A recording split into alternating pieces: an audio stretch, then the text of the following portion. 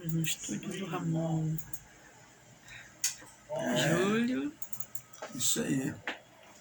Nosso amigo Ramon. Ramon Torres. E aí, Ramon?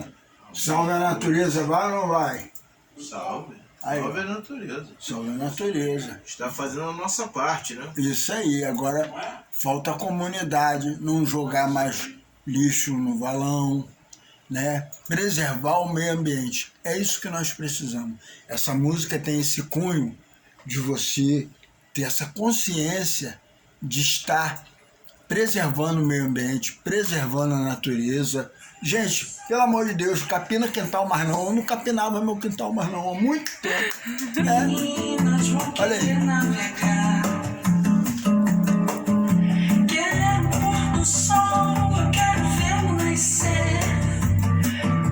Ouvir um canto que tem um